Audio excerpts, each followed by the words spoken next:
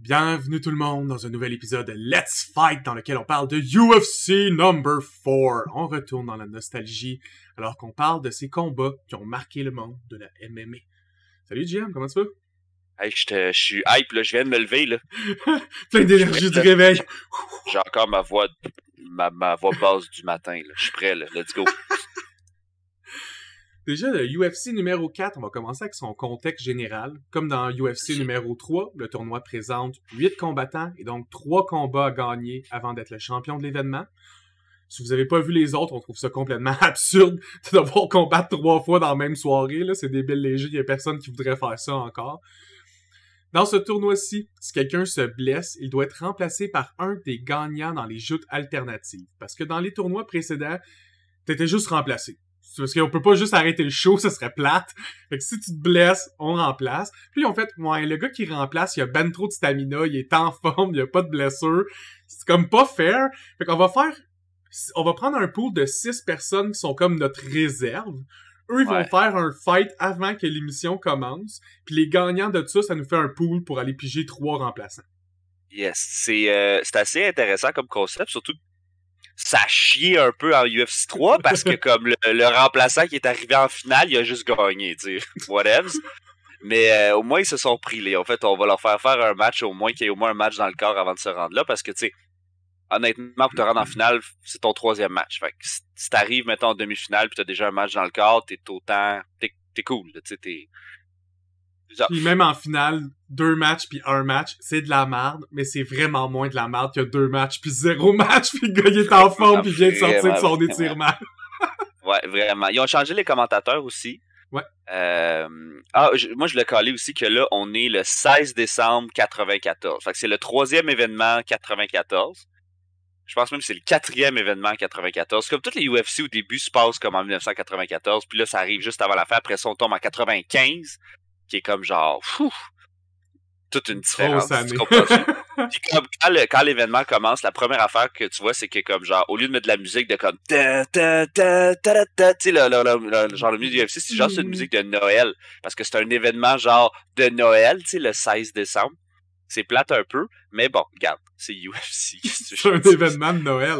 Ouais, c'est un événement de Noël. C'est comme les Die Hard. Le film de Noël. C'est exactement ça. D'ailleurs, dans tout le long du match, il y a beaucoup de miracles de Noël. Quand même pas mal. Quand même pas mal. Ouais. Comme les premiers tournois. Celui-ci... Moi, j'allais dire... Oh, tu peux aller. Ouais, vas-y, mais moi, j'allais juste dire qu'ils ont changé les commentateurs, là. Dans le fond, c'est toujours... Il y a Bruce Beck maintenant qui est là, commentateur qu'on sait pas trop c'est qui. Jeff Blatnick, qui est un gars de lutte. C'est un gars qui a gagné une médaille olympique.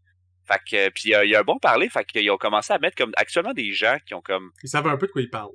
Ouais, c'est ça, tu sais. Ils ont enlevé les autres weird avec les cheveux bizarres, là. Mais gars, c'est correct aussi. Puis t'as toujours monsieur Jim Brown qui a pas rapport, mais qui est là puis qui donne toujours du commentating. Puis... Il donne l'opinion du public. Ouais.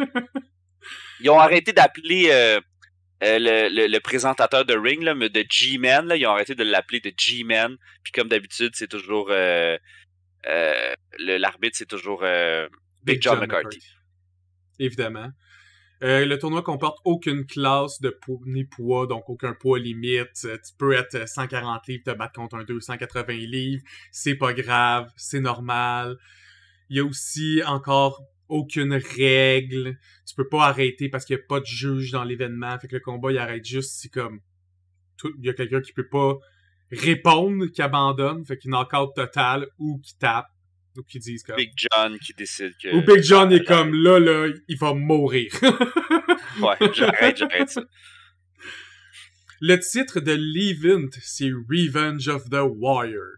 Parce que Royce Gracie est là en revenge d'avoir perdu son dernier title parce qu'il s'était blessé. Mais il y a aussi Joe Son qui vient venger Kimo Leopoldo.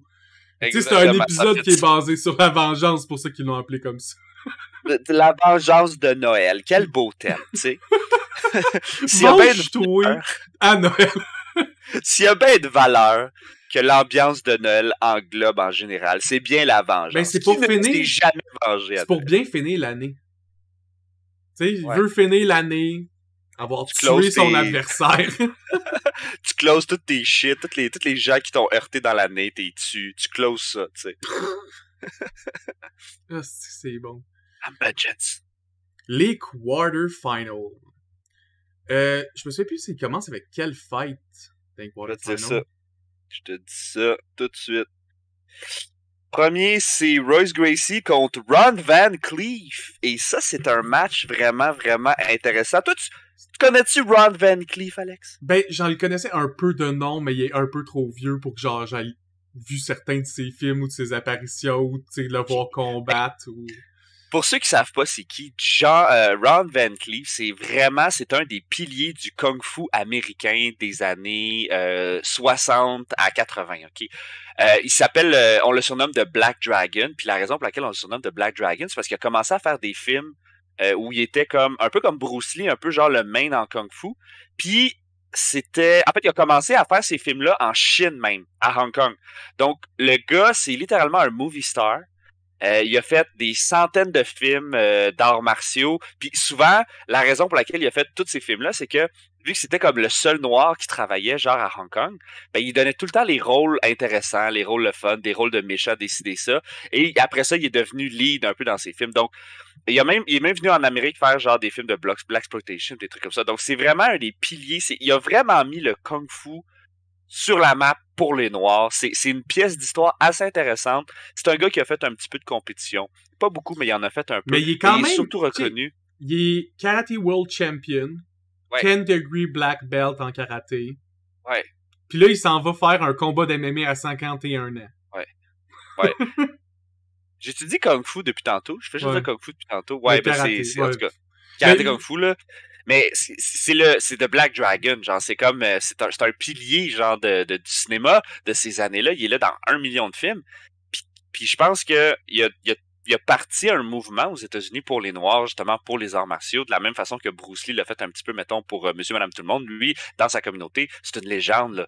Ben oui. Moi, j'ai pas eu la chance de le voir ou de le rencontrer, mais je sais pas, il est encore vivant, ce monsieur-là? Je sais pas, mais 51 ans, 1994, là. Ouais, il commence à en arracher aujourd'hui. En tout cas, c'est tout un bonhomme. Puis même, tu vois qu'à 51, je le regarde, là, il est en shape, en sacrament, là. Le gars, là, il est cut que le tabarouette, il a de l'air en forme. Ah, puis il punch plus vite, puis il kick plus vite que moi. Creed. Hein? Puis il kick, puis il punch plus vite que moi. Là.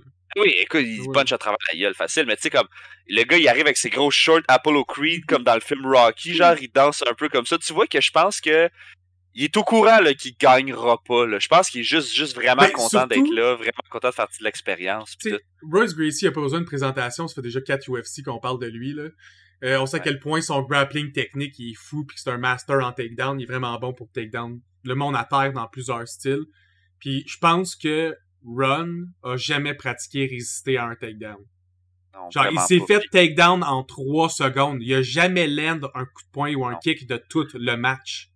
Mais honnêtement, là, tu sais, c'est pas comme si Ron il s'était entraîné vraiment intensément. Non, mais t'es un 10 degree fucking black belt. Il y a un 10 degree black belt parce que c'est lui qui a créé son style. Son following le suit. Pratique-toi! De facto grand maître, tu comprends-tu? Genre, ça n'a pas rapport. Mais le gars, écoute, 51 ans, le gars, il était juste content d'avoir été invité. Je pense qu'il a juste fait comme coup, j'y vais, puis je vais me faire péter la gueule anyway. En plus, il s'est battu contre un gars qui strike et kick pas tellement. Fait qu'il savait que ça ferait pas trop mal. C'est comme du chamaillage, puis à un moment donné, il va avoir un peu mal, il va taper, puis... Honnêtement, ils disent que c'est le sort qui a comme fait que Ron, il est pogné avec Royce, mais comme... Je sais pas, là, tu sais, avec toutes les petites cachotteries là, de la UFC, là, ce serait pas, ce serait pas un stretch de penser qu'ils se sont fait matcher au début parce qu'ils savaient que ça allait être un win facile là, pour Royce. Là. Mais dans le combat, en plus, on voit que Royce, il conserve son énergie. Le combat, il a duré 3 minutes 49, puis il finit avec un rear naked choke, le move préféré à Royce Gracie.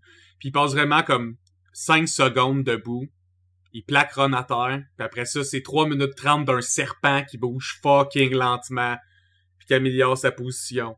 Puis à un moment donné, clac, il l'étrangle assez. Des shots à la gueule. Même il a donné des shots à la gueule. Quelque peu, mais tu sais, il fait plus ça pour te déconcentre un peu, puis après ça, il passe ses clés, là, mais... Moi, je pense que Ron Van Cleef a encore le record du plus vieil athlète à avoir rentré dans la cage. Peut-être. 51 ans, c'est vieux, là. Ouais, je pense qu'il y a le record encore. Je pourrais pas dire. Honnêtement, j'ai pas checké avant de venir, mais je sais que c'est pas mal. Si c'est pas le plus vieux, là, c'est genre dans le top 2 des plus vieux, là, tu sais. En tout cas, c'est pas mal ça pour Ron Van Cleef. C'est une célébrité plus qu'un actual martial artist fighter. Il y a là, genre un combat en MMA, c'est ce combat-là, puis il l'a perdu. Fait qu'il y a une fiche de 0-1 professionnel. C'est ça. Royce. Puis, honnêtement, là, je suis sûr que c'est encore lisse. Je sais qu'il est juste comme, j'ai du fun, je suis allé, whatever, c'est pas grave. C'est un bon film, UFC numéro 4. C'est le nom qui voit ça.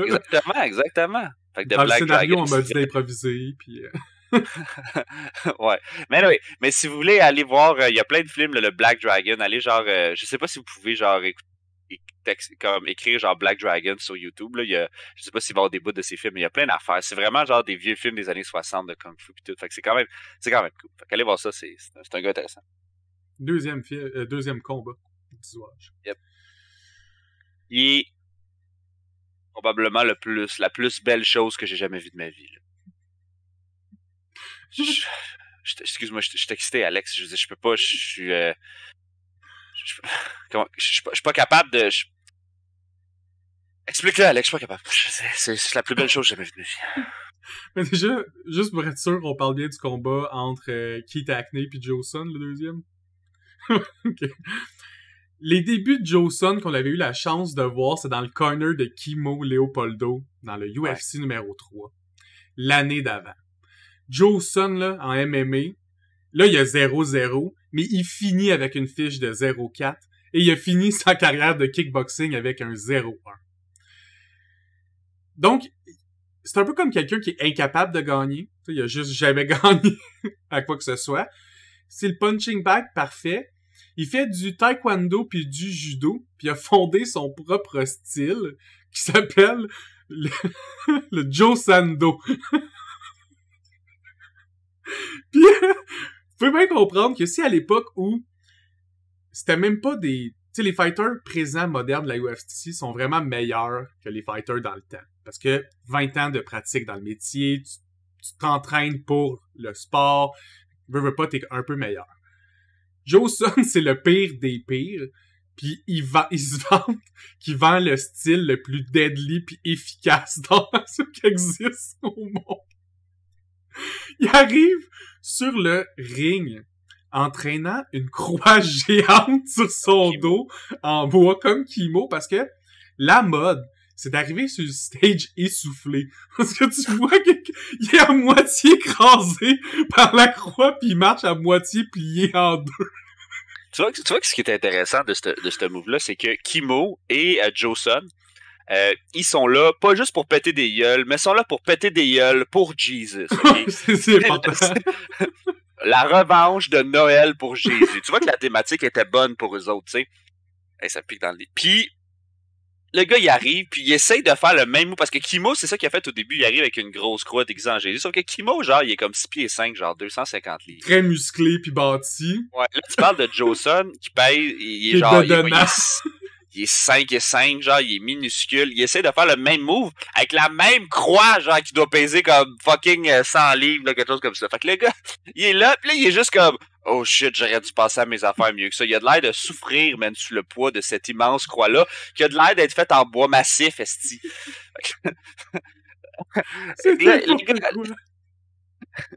C'est la meilleure version de lui, c'est-à-dire Kimo, a même pas été capable de se qualifier puis de se rendre loin. Puis là, il envoie la moins bonne version de ce duo-là. Genre, c'est ça qui me fait capoter.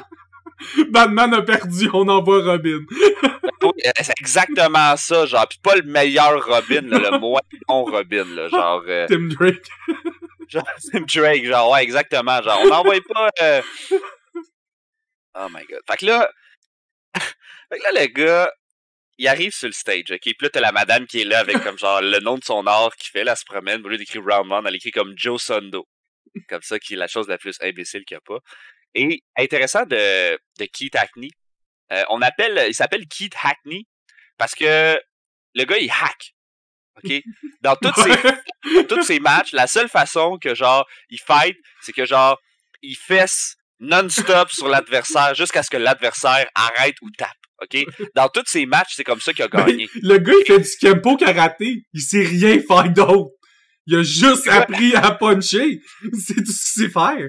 Il s'appelle Keith Hackney. C'est hilarant, man. C'est juste hilarant. Fait que là, t'as le gars qui est là, pis il est comme, OK, là, je vais le battre à mort jusqu'à ce qu'il tape. Keith, on l'avait vu dans UFC numéro 3, quand il avait mis à terre un énorme sumo du nom d'Emmanuel Yarborough, pis qu'il avait tellement punché fort qu'il s'était pété le poignet, pis il avait dû abandonner. Lui, c'est ça qu'il fait. C'est juste ça qu'il fait. Le gars s'est cassé la main sa gueule de l'autre gars, puis il a continué à fesser. C'est Keith Hackney. Le gars, il hack. C'est ça son shtick, genre. Le gars, il donne des coups jusqu'à ce que t'arrêtes ou que tu fasses comme, OK, arrête de me frapper. Je suis plus capable de que tu me frappes. OK? Là, puis là, on est comme, mais quelle technique va-t-il utiliser, tu sais?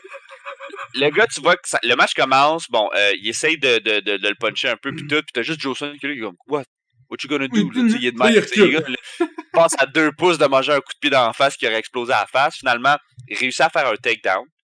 Les deux se ramassent à terre, pis là, ils chamaillent comme 2 enfants de maternelle. Ça a autant de technique que 2 enfants de maternelle.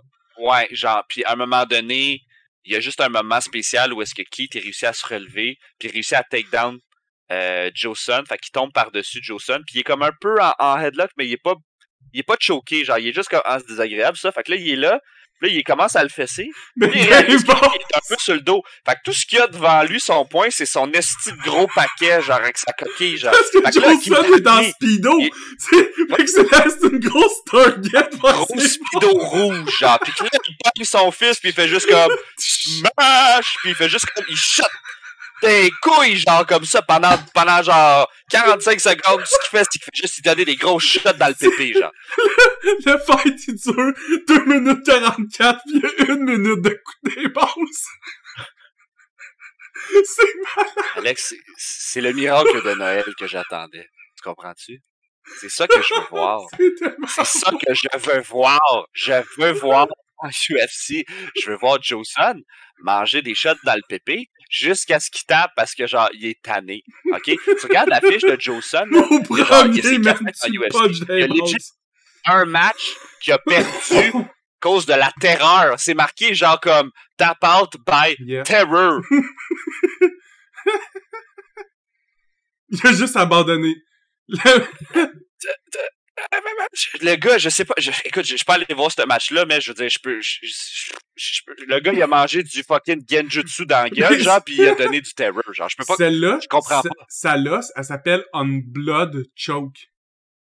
C'est même pas genre, je saurais même pas le décrire, c'est juste, il se faisait peser dessus, puis à un moment donné, il a eu mal, puis il a appuyé. Je sais pas, moi, ce que je pense que c'est parce que Keith, il était pas en train d'étrangler, il faisait juste peser de même dans sa face, puis il pesait dans ses bases. Ouais. Puis il écrasait au sein de même. Moi, je pense que ce qui s'est passé, c'est qu'après, genre, comme la 8e shot d'un couille qu'il a mangé. Ah, il était trop étourdi. Combien de temps est-ce que je vais rester là à manger des coups dans mon pépé? Je suis capable de prendre un autre, genre. Est-ce que tout ça, ça vaut le fait que plus tard, je serai pas capable de... Pour 64 000 $. Et moi, c'est ça qui me fait capoter, c'est que ce gars-là, il a réussi à décrocher un rôle dans un film, dans le premier film de Austin Powers, où est-ce qu'il joue genre la parodie de Odd Job qui s'appelle Random Task, où est-ce que genre au lieu de lancer son chapeau, il lance des souliers, genre. Puis après ça, il est allé en prison pour avoir fait des choses absolument horribles à des femmes. Puis après ça, il a tué son voisin de cellule, puis il l'a torturé. Ce qui fait il méritait les coups de basse. Il est pas mal en prison pour toujours. Fait que c'est une histoire qui fait aucun crise de bon sens. C'est une histoire qui a pas d'allure. Je pense que si je l'avais inventé, là, ça l'aurait pas pu être autant drôle. C'est vrai. Tu veux voir, on a un épisode qu'on parle des meilleurs puis des pires fighters, puis il fait partie d'un segment des pires fighters, puis on en parle quand même assez longtemps. Oh my god, c'est la chose la plus weird qui s'est jamais produite dans le sport professionnel, autre que, genre, autrefois dans les années 20, il y a des gens qui faisaient des marathons, puis il y a des gens qui trichaient puis qui prenaient leur char pour faire le marathon, genre. C'est autant ridicule, tu sais, c'est au même niveau, tu sais, ça fait aucun fucking sens.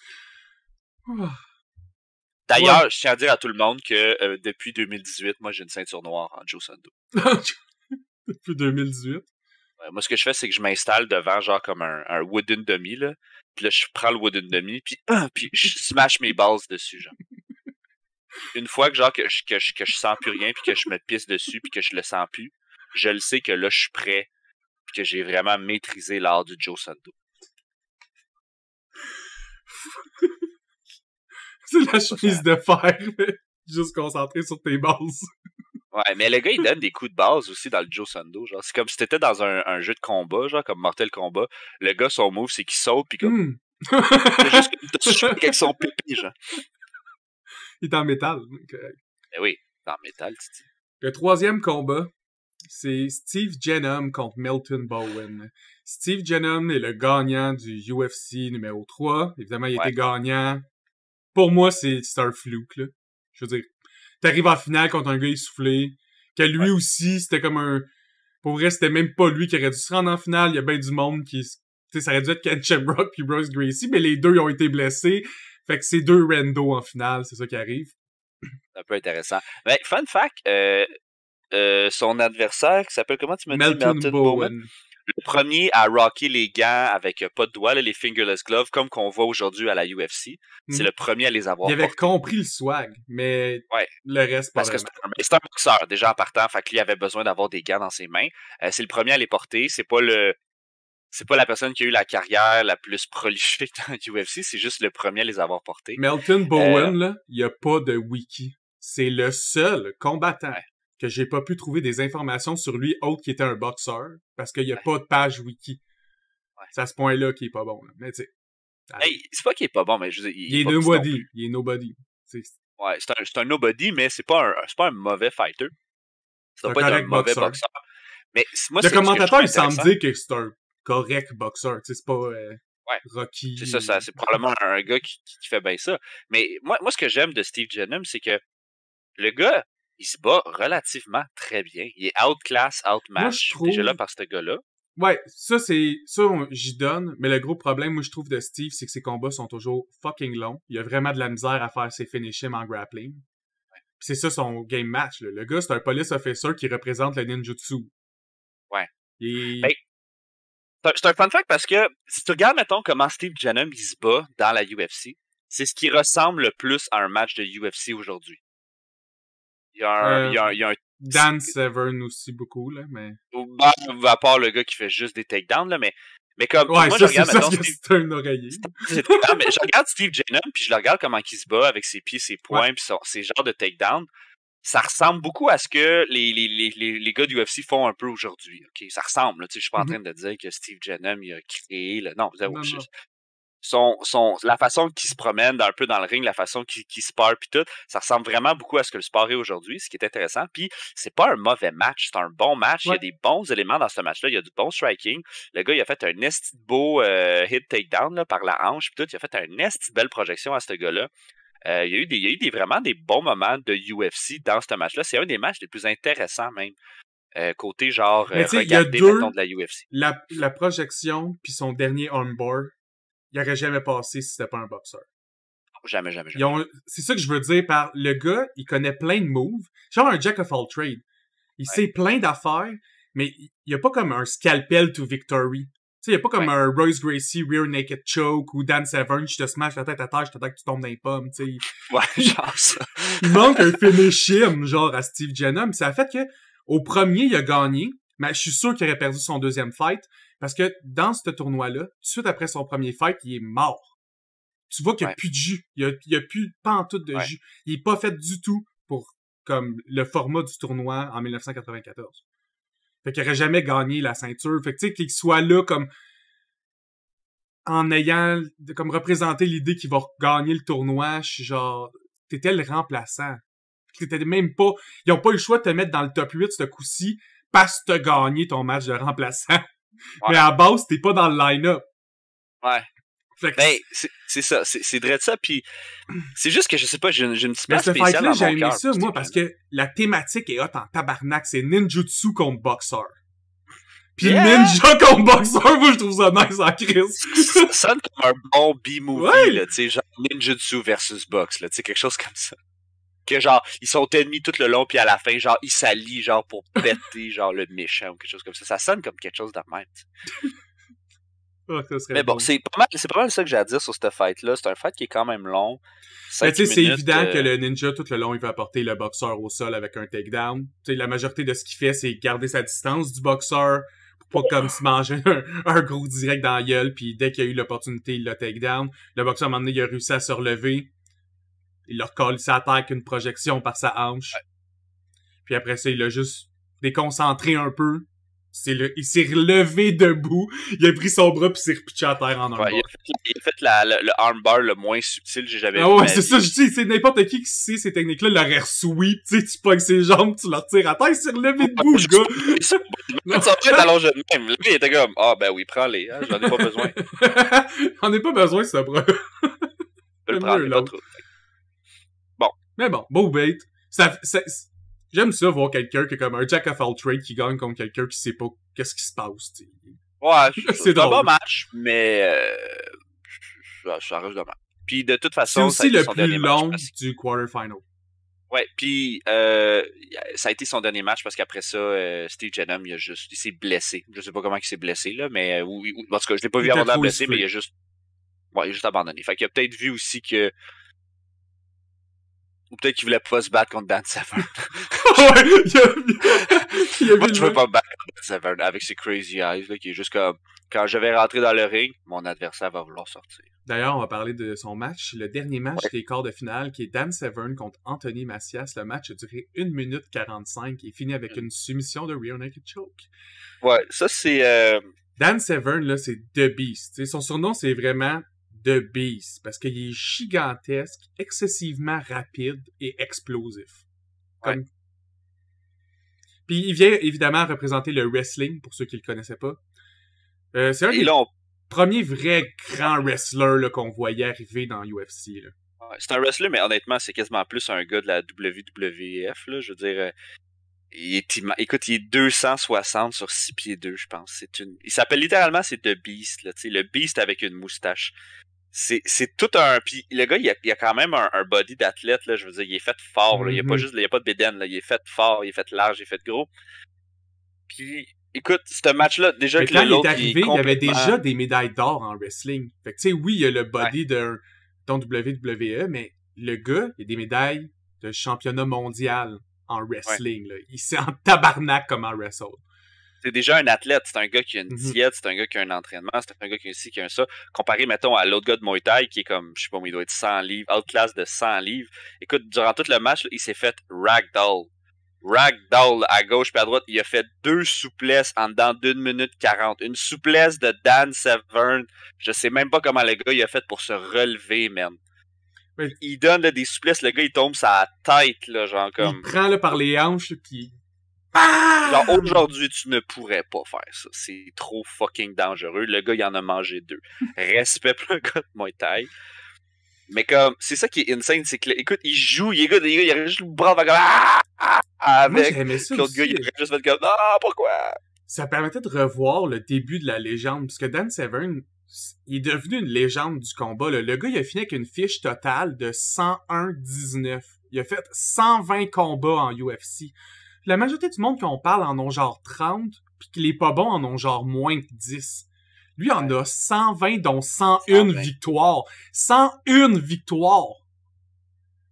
C'est insane. C'est The Beast. C'est juste The Beast. Dans il a le pouvoir de moustache. C'est son premier event en UFC, et il a fait tous les combats les plus courts. Comme avant de se rendre en finale, là, il a fait le combat le plus court des quarts de finale, puis il a fait le combat les plus courts des demi-finales. Fait qu'il est rapide, il est explosif, il vient prouver que son style est efficace. Son adversaire, Anthony Macias, c'est pas un noob, là. Tu sais, il représente le Muay Thai, son nom c'est de Mad Dog. Il a terminé sa carrière avec une fiche de 26-18. C'est une fiche positive. Tu sais, c'est pas une fiche légendaire, mais c'est une bonne fiche. Il y a plus que 50, tu sais, il y a comme 70% de victory rate à peu près. C'est bon en puis, crise. écoute, c'est un gars qui a quoi, tu m'as dit quoi? Tu m'as dit 18-26? 26 pour 18. Peut-être une cinquantaine, il y a un petit peu moins d'une cinquantaine de combats, genre, dans le corps, c'est pas rien, bon pareil, là. Mais tu sais, On les deux sont à 0-0. Ça, c'est intéressant aussi parce que c'est les deux, c'est leur premier match en UFC. Puis les deux ont une carrière de quand même beaucoup de matchs, tu sais. En tout cas, il y a probablement... Parce que, mais pas au gars de Muay Thai, là, tu sais. Pour vrai, Dan il l'a chargé, il a encaissé le premier coup, puis après ça, il était en wrestling. Puis ça me faisait penser à une vidéo que j'avais écoutée récemment d'un gars qui fait surtout des vidéos analytiques dans lesquelles il ramène au self-defense, parce que lui, c'est un spécialiste du self-defense. Puis il disait, le meilleur art dans le self-defense, for some reason, c'est le wrestling. Parce que quand tu veux wrestle, soudainement, c'est du wrestling. C'est comme, peu importe l'autre style de combat, ça se peut que tu forces pas ton playfield, mais le wrestler va toujours forcer son playfield. C'est comme, tu peux pas empêcher un match de lutte d'arriver. C'est comme... Ouais, c'est ça. Ben, c'est le concept un peu de... C'est le concept de cet événement-là, puis c'est le concept pour la raison pour laquelle Royce Gracie arrête pas de gagner. Le gars, il a juste fait comme... Il y a une faille dans la façon qu'on se bat, puis la faille, c'est que il y a pas de wrestling, puis moi, j'étais un maître du wrestling. Fait qu'il y a juste... C'est comme ça qu'il a comme décalissé tout le monde direct en arrivant, parce que quand plus les événements avancent... Tu sais, de nos jours, un combattant du UFC a pas le choix d'apprendre des bases de wrestling, parce que sinon, il va se faire ragdoll puis suplex partout, puis il comprendrait. Exactement, puis tu sais, il y en a qui sont, mettons, moins bons au sol, il y en a qui sont meilleurs debout, mais je veux dire, il faut que tu ailles une bonne game pour gérer ça, puis c'est un peu la raison pour laquelle cet événement-là est devenu légendaire, parce que l'événement a prouvé qu'il y avait un manque en quelque part, puis qu'on faisait pas les choses de la façon, mettons, optimale dans ce genre de truc-là. Mais écoute, la lutte, là, je comprends que Dan Severn, c'est un monstre, ok? Je veux dire, le gars, s'il faisait de la boxe, il te pèterait quand même la gueule, là. Il est littéralement capable de te prendre puis de te pitcher, là. Mais comme, il y a tellement quelque chose, tu sais, moi, je pense qu'on a fait de la lutte, genre, mettons, comme toute notre vie d'homme. Ben, c'est le chamaillage. Tu sais, c'est dans ton corps, si tu perds, tu sais, il y a bien des moves qu'on faisait, là, mettons, là, quand tu fais l'aïkido, mettons, des katas de karaté ou des choses de même, t'es dans les mouvements un peu plus complexes. Ces mouvements-là n'arrivent pratiquement jamais en situation de stress parce que c'est trop compliqué. De la lutte, là, c'est du chamaillage d'enfant. Moi, je faisais de la lutte, j'avais 4 ans. C'était de la lutte pourrie, là. J'étais très faible wrestler. Mais ça reste, c'est du wrestle, puis ça reste que du moment que tu mets ta main sur quelqu'un, la lutte commence. Voilà, exactement. C'est intéressant parce que je comprends aussi que dans le sport, tu sais, mettons la boxe pour laquelle c'est populaire, c'est parce que, tu sais, c'est le fun aller voir un match de boxe puis voir un gars manger une shot puis là, il tombe d'un pomme puis tout, ça donne un bon show. Un KO strike, c'est hot. Peu importe comment il arrive. La raison pour laquelle personne va voir des matchs de jiu-jitsu brésilien, c'est parce que c'est plate que le tabarnak à regarder. Pas à faire, 20 minutes de gars en câlin. C'est ça. Moi, je me tiraille, là, j'en fais, moi, des câlins jusqu'à la mort, là, mais je veux dire, à regarder, quand tu connais pas le sport, c'est plate. À la limite, le judo, il y a plus de projections, ça donne un petit peu plus le show, mais yo, t'as des matchs de judo, là, ça peut être long et plate, longtemps, rare, là, surtout si tu focuses sur juste tes points. Fait que, je comprends même pourquoi la tu regardes des combats de karaté modernes, c'est tellement de feinte qu'au final, t'as presque pas de coups qui est échangé. T'sais, ils vont passer 2 minutes à jumper around pis à juste contrôler le territoire. Ouais. Tu sais, si tu sais pas c'est quoi la game de contrôler le territoire, tu regardes 2 personnes qui bug. Tu regardes 2 personnes qui glitch. À un moment donné, il y a un punch qui part pis c'est comme point! C'est ça, fait que c'est quelque chose de vraiment intéressant pis comme, j'écoutais, je me rappelle plus qui j'écoutais qui parlait de ça, là. C'est peut-être Joe Rogan. Parce que tu sais, Joe Rogan, c'est pas mon gars préféré dans la vie. Non. Mais quand il parle de UFC, je l'écoute, par exemple. Parce que ça, pour vrai, il connaît vraiment ça. Puis il a vraiment une compréhension du sport. Puis vu qu'il a été commentateur pendant longtemps, il a une compréhension aussi de l'organisme et de ce qu'il y a en arrière. Fait que je l'écoute vraiment quand il parle de UFC. Le reste, après ça, whatever, là. Mais genre, je l'écoute quand il parle de UFC. Puis je pense que ça vient de lui, je suis pas sûr. Puis lui, il a toujours dit, il dit le problème avec la boxe, c'est que le gars, il s'en va se battre pendant 12 rounds. Okay? Ouais. 12 rounds, non seulement c'est long, mais t'en manges des shots à la gueule en dedans de 12 rounds. Là. Puis c'est un peu le problème des boxeurs, c'est qu'à un moment donné, les boxeurs deviennent des légumes. T'sais. C'est plus... Après le 11e round, là, t'es là... fuck. Tandis qu'au UFC... Ça dure quoi? C'est des rounds d'à peu près 3 minutes, quelque chose comme ça, je pense. Ouais, 5 minutes, je pense. C'est 3 rounds. Des événements, là. Mais comme, ça dépend à travers le temps, mais c'est rare que les gens qui font de la UFC vont, tu sais, ils vont manger des volées. Mais comme, c'est rare qu'ils vont finir autant maganés, mettons, que les boxeurs. Parce qu'ils vont pas manger, genre, 12 rounds de shots à la gueule. Ils vont en manger, genre, 2.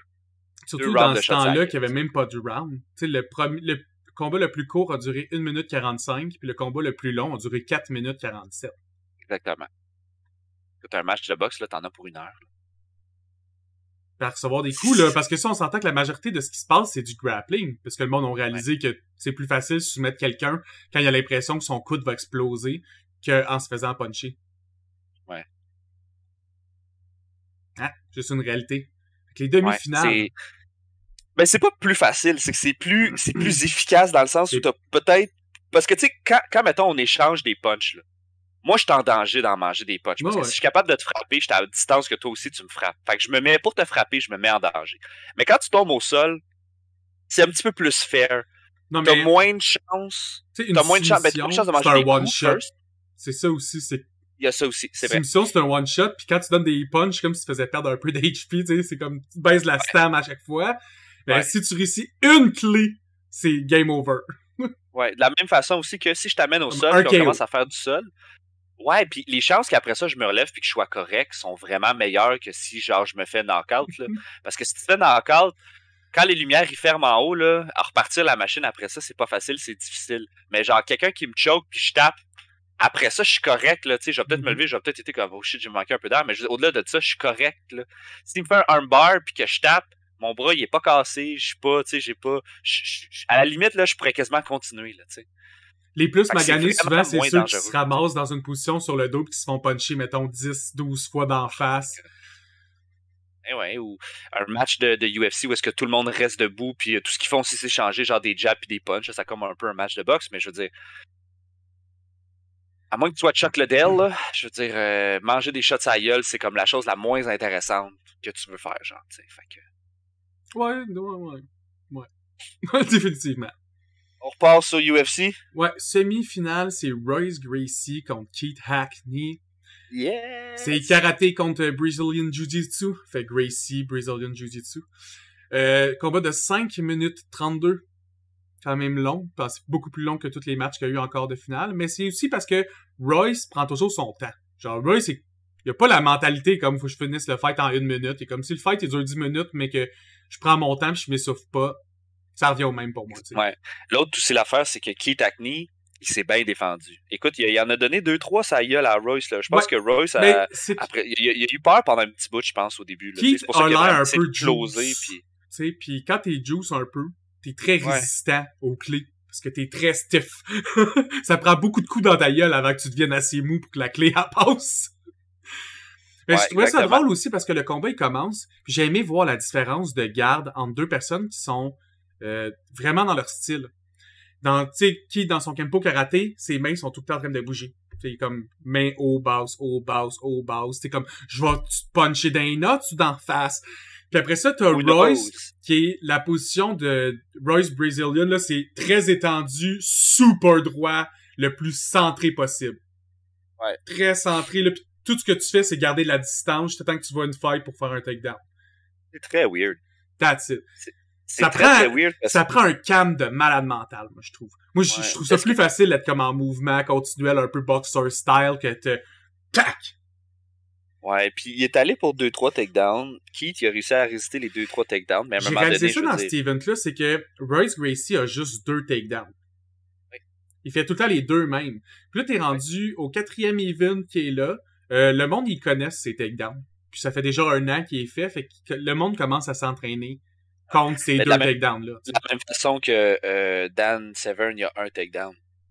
Son takedown, c'est qu'il saute, il se met à genoux, il rentre sa tête un peu en dessous, puis genre, il squeeze les jambes, puis ça marche pas d'un bord, il donne un coup l'autre bord, puis il donne un coup l'autre bord, puis à un moment donné, il va le déborder, puis c'est un super de bon takedown.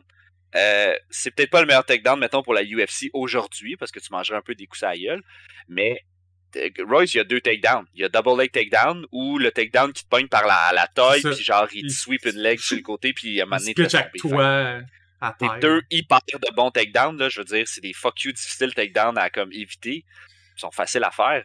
C'est juste ça, là. Tu sais le plan, fait que comme quand tu sais le plan, t'as un peu plus de défense, mais à un moment donné, il réussit. Mais tu sais, j'avais trouvé ça bon quand même, parce que comme tu le dis, il reste en stand grappling à un bon bout. Parce qu'au début, Royce réussit à faire comme wrestling grappling, là, tu sais, les deux sont debout pis ils se tiennent. Puis c'est à ce moment-là que j'ai été impressionné de Keith parce qu'il s'est fait takedown par Chosun vraiment easy. Puis là, il réussit à rester debout un bon moment avant d'être mis à terre. Puis ça m'a étonné. C'est un peu bizarre parce qu'il a vraiment, tu sais, Royce s'est vraiment pitché sur le dos puis il a vraiment tiré sur lui. Puis c'est là qu'il est tombé. Puis éventuellement, il a fini avec un genre de Mais c'est armbar. Keith qui s'est tué parce que il a craqué un punch. Genre, il s'est craqué un punch, puis il a fait un gros punch, puis Royce il a juste fait comme « Merci, fuck you! » C'est ça, genre, c'était... Puis il était pas tant dans une bonne position, il a été sur le cul longtemps, Royce, puis l'autre, il a été debout à essayer de le puncher. Mais Royce, on dirait qu'il aime juste ça. le punch. Comme il se dit, tant qu'il n'a pas été capable de le crisser à terre, il m'a resté moi sur le dos, genre. Parce qu'il y a de l'air bon, pour vrai, parce que dans les deux fights, autant contre Dan, puis contre Keith, c'est lui qui est à terre tout le long. Dans le combat contre Keith, là, il se fait punch, là, comme Keith, il saute quasiment dans les airs pour le drop punch, pis on dirait que ça fait 0 dommage à Royce. Juste parce que comme, il fait juste dévier juste un peu pis bien se placer, pis c'est comme, il réduit un peu de l'impact à chaque fois pis t'as l'impression que les personnes, ils s'épuisent plus qu'ils font mal en le punchant. Pis ça, il est bon en crise pour faire ça. Pis quand ça manque trop, il rentre sa clé de bras, fini. C'est un match qui a coûté cher, mais il a réussi, puis il a fait vraiment un beau takedown, puis il avait de l'air correct après ça pour son prochain match. Là. Je le connais pas par cœur, là, mais il a de l'air correct. Puis après ça, deuxième demi-finale, complètement à l'opposé. Fait que là, on a vu une demi-finale qui a duré presque 6 minutes, un peu plus technique. On voyait un gars de karaté qui essayait de puncher à mort, un gars de jiu-jitsu brésilien qui, comme juste dodgeait puis améliorait sa position. Puis là, on passe à un fight entre Dan Severn puis le remplaçant de Steven Genum, Marcus Bossett. Marcus Bossett, lui, vient de gagner un combat contre Eldo Diaz Xavier par KO sur Strike. Il est un heavyweight striker, puis il vient... il s'en va... Ouais, c'est ça, c'est un heavyweight striker, il y a pas vraiment de technique en grappler, surtout comme de la boxe, des choses un peu comme... Un gars de karaté. Un gars de karaté, tu sais, comme il y a une stance très... j'ai les poings vers ma face, puis je veux trader des coups de poing. Puis il est contre Dan Severn, qui est genre le dieu du wrestling à cette époque-là, genre. Le combat a duré 52 secondes. 52 secondes. Mais c'est sûr que ça l'aide pas quand ton premier move contre Dan Severn, un expert en takedown puis en grappling, c'est de lui donner un kick, puis après ça, d'essayer d'y donner un spinning back kick en sautant.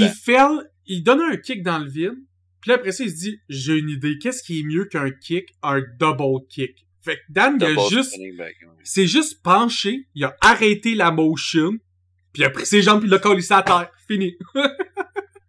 Il y a rien d'autre à dire sur ce combat-là. C'était tellement parfait. C'est comme le counter parfait. Je me sentais dans un jeu genre Elden Ring. Ça fait ding counter, puis il est mort. Ouais. Genre faites pas ça, c'est tout. Regardez pas. Faites pas de spinning back kick à UFC, c'est tout. Pourquoi? Il y a rien à dire là-dessus. En plus, quel move inefficace, c'est-tu? Personne qui veut faire ça dans la vie, à part dans un film. Faites pas ça, guys. Puis tu sais, on s'entend aussi qu'il se bat contre Dan Severn, là. Je veux dire, c'est... Ouais, ça à la limite, si quelqu'un a aucun talent en grappling, tu peux peut-être y aller, là, mais... Ouais, mais en tout cas, c'est ça qui est ça, puis c'est ça qui est ça. La finale, évidemment, ce que tout le monde voulait voir, Dan Severn, Royce Gracie, l'esti de match le moins le fun que j'ai jamais vu. Ce fight-là, il est long en tabarnak. Ouais. C'est un match qui dure 15 minutes 49, puis il va finir avec un submission triangle choke.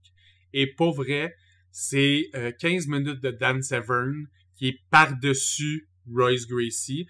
Puis pas comme... Il y a du... Non. Imaginez-vous 15 minutes, 15 vraies minutes, parce que ça a pris 5 secondes que les deux étaient au sol.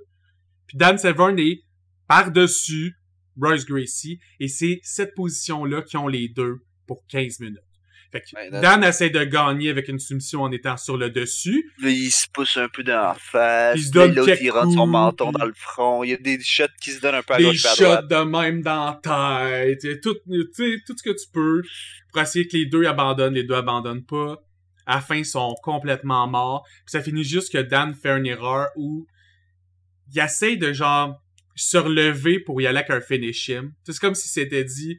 Là, Royce, il a l'air épuisé. Moi, je me relève, puis comme, je pète la gueule.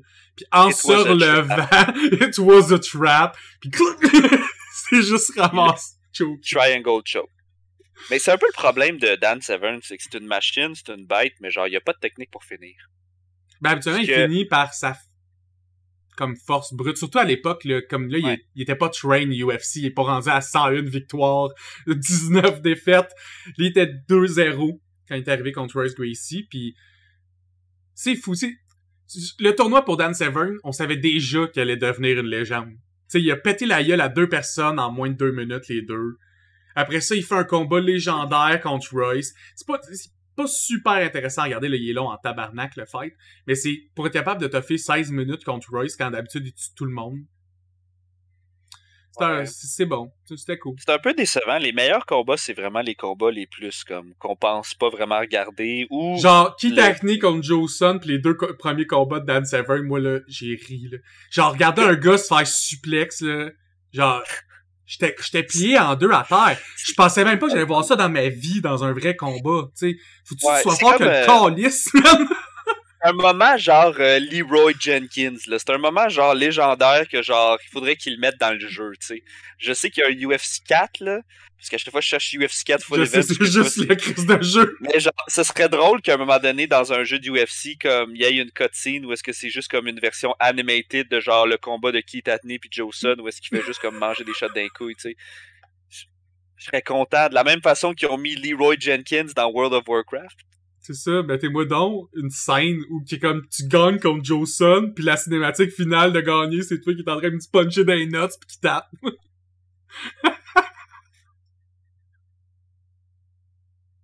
Est-ce que ça serait bon? Ce serait insane. T'as-tu d'autres choses à dire, toi, sur UFC fucking 4?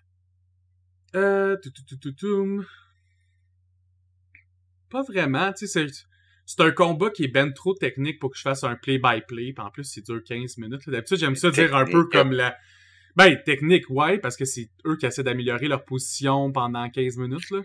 Moi, honnêtement... En essayant de pas faire d'erreurs, c'est ça qui est tough aussi, là. Tu sais, contre ces deux-là, tu fais une erreur, t'es fini, man. Le match, tu tapes. Mais je suis pas un expert de brésilien, là, pis... Honnêtement, eux autres non plus. Mais, mais comme... C'est juste vraiment Dan Severn qui a pas de technique pour finir, puis il a pas une compréhension, genre... Il y en a plus que Steve Genum, là.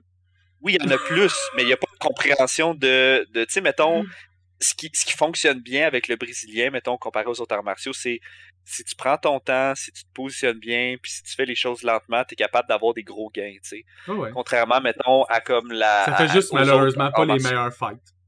C'est ça. C'est pas les meilleurs fights. Ils sont plates, les fights là, avec Royce Gracie. Là, sont pas le fun. Mais c'est juste que c'est fucking optimal. Puis, la seule chose que Dan Severn n'a pas compris, c'est qu'il a essayé quelque chose, puis en faisant ça, il s'est laissé ouvert à une technique qu'il ne maîtrise pas et qu'il ne connaît pas, puis il est tombé dedans. Parce qu'honnêtement, là, un triangle choke, là, c'est assez standard. Là. Quand les jambes se placent d'une certaine façon, tu peux t'attendre à ce que ce soit ça qui arrive. Là. C'est pas difficile à voir venir. À moins que tu sois bon, puis que ce soit un trap et tout, mais c'est même pas un match complexe, c'est un match d'un gars qui fait un sport qui est pas le sport que l'autre fait, puis l'autre il a juste fait un trap, il a trappé. C'est juste ça. Game over. T'es fan du tournoi. Juste rapidement, pour ceux que ça intéresserait, dans les alternate bouts, on a vu Marcus Bossett qui a gagné contre Eldo Diaz Xavier en 4 minutes 55. Donc, tu sais, il est arrivé quand même épuisé. Là. Il est sorti un combat de 5 minutes qui était plus long que tous les premiers rounds du quart de finale. Fait que ça, j'ai trouvé ça fair.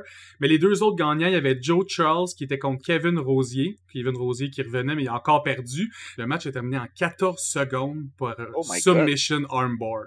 14 secondes. 14 secondes. Ouais, 14 secondes. Je pense que c'est le match le plus court de tous les temps. J'aimerais ça voir. C'est plate qu'ils l'ont pas montré, cette fight-là. Ça aurait été nice. 14 secondes. Genre, la présentation dure 7 minutes. Il arrive sur le ring, 14 secondes, c'est fini. Puis l'autre, c'était Guy Mesger contre Jason Fern, fini en 2 minutes 13 avec un TKO par corner stop.